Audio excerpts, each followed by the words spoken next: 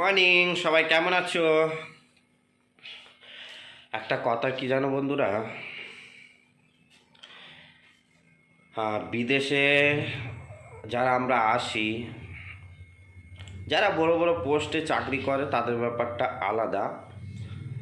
যারা আমাদের মতন সাধারণ মানুষরা যারা বিদেশে কাজকর্ম করতে আসে, তারা চাইলে বাড়ির মতো ইচ্ছা মতন যেটা মন চাইলো সেটা করা যায় না। তার কারণ এখানটায় বাড়ি অনেক দূর, ফ্যামিলি ছাড়া সব কিছু, মা বাপ ফ্যামিলি সব কিছু ছেড়ে এখানটায় এসেছি। একমাত্র আমাদের ভরসা হচ্ছে যে কোম্পানিতে কাজ করতে এসেছি, সেই কোম্পানি আমাদের ভালো মন্দটা দেখবে বা বুঝবে। আর আমাদেরও একটা দায়িত্ব, এটা কোম্পানি যেটা বলবে সেটা শোনা উচিত। তার মানে এটা না কি তোমাকে কোম্পানি প্রতিদিন বলবে, শরীর খারাপ হলেও বলবে কি কাজ করতেই হবে, কাজে এসো, এমনটা না।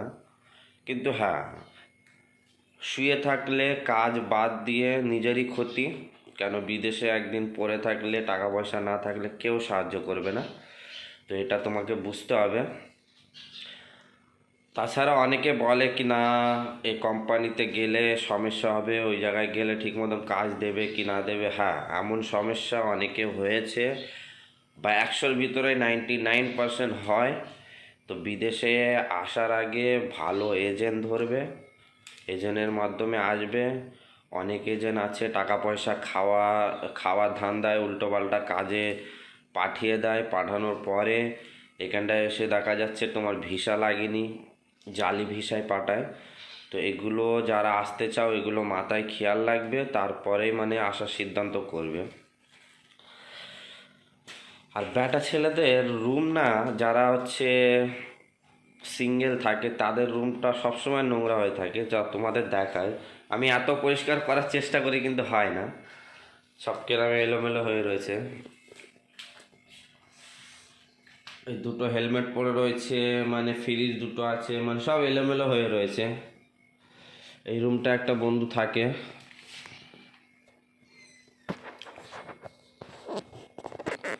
সে ডিউটি চলে গেছে, এবার আমিও বেরোবো।